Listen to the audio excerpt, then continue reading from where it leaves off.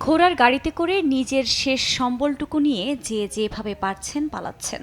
রাফার পর গাজার খান ইউনিস খালি করার নির্দেশ দিয়েছে দখলদার ইসরায়েলি বাহিনী। এতে হাসপাতালে চিকিৎসাধীন রোগীরাও পালাচ্ছেন সব ছেড়ে।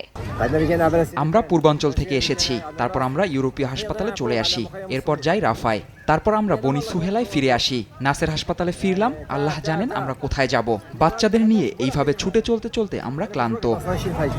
তবে মানুষ পালানোর আগেই অঞ্চল জুড়ে আগ্রাসন শুরু করেছে ইসরায়েলি সেনারা। এতে হতাহত হয়েছেন বেশ কয়েকজন ফিলিস্তিনি। শুধু খান ইউনিস নয়, দক্ষিণ রাফা ও উত্তর সুজাইয়া অঞ্চলে চলছে তাণ্ডব। এর মধ্যেই ট্যাঙ্কার নিয়ে অঞ্চলটির আরও ভেতরে ঢুকে পড়েছে দখলদার বাহিনী, চালাচ্ছে হামলা।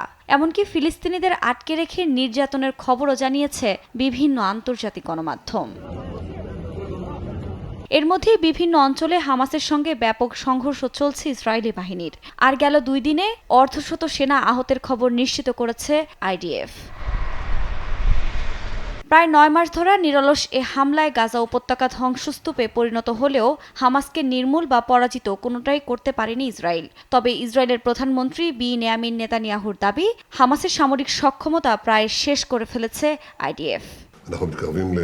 আমরা হামাসের সন্ত্রাসী বাহিনীকে নির্মূল করার কাজের শেষের দিকে অগ্রসর হচ্ছি এবং হামাসের অবশিষ্টাংশের বিরুদ্ধে হামলার ধারাবাহিকতা অব্যাহত থাকবে। এদিকে অধিকৃত পশ্চিম তীরে ব্যাপক ধরপাকড় চালাচ্ছে ইসরায়েলি সামরিক বাহিনী। স্থানীয় সময় মঙ্গলবার ভোর থেকে বেতেলহেম শহরের উত্তরে আইদা ক্যাম্প থেকে অভিযান চালিয়ে অন্তত 16 ফিলিস্তিনিকে গ্রেফতার করা হয়েছে। এছাড়া দখলদার বাহিনীর গুলিতে নিহত হয়েছেন বেশ কয়েকজন ফিলিস্তিনি।